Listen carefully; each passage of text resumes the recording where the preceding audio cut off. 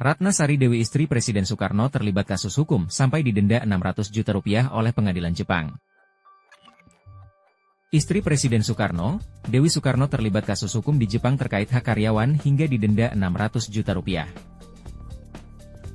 Kasus hukum ini mencuat sejak pandemi COVID-19 melanda yang melibatkan Dewi dengan karyawannya di Office Deva Soekarno.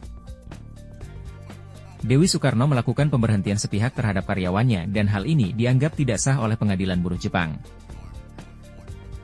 Kasus ini bermula saat Dewi Soekarno melakukan perjalanan ke Indonesia untuk menghadiri pemakaman menantunya, Frederick Seegers Fritz.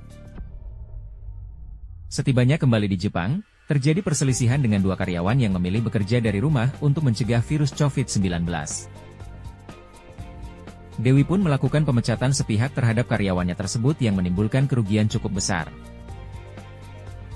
Kebijakan yang diambil Dewi Soekarno ini pun dianggap telah melanggar hak karyawan dan mereka pun bertarung di pengadilan.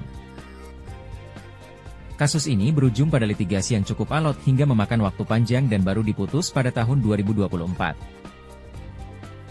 Dua karyawan tersebut melayangkan gugatan ke pengadilan pada Maret 2022 untuk menyelesaikan sengketa perburuhan. Mereka menuntut pengakuan bahwa pemberhentian kerja tersebut melanggar hak mereka sebagai pekerja.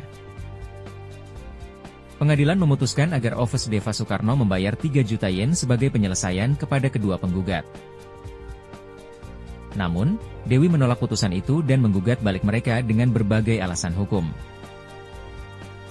Kasus ini berkembang menjadi gugatan berlapis, baik secara pribadi maupun atas nama perusahaan Dewi. Pengadilan Jepang menolak klaim Dewi dan menegaskan kewajibannya untuk membayar ganti rugi kepada mantan karyawannya. Hingga putusan final pada Agustus 2024, Dewi terus memperjuangkan argumennya. Namun, pengadilan menyatakan bahwa tindakan karyawan untuk bekerja jarak jauh selama pandemi adalah bentuk pencegahan yang wajar.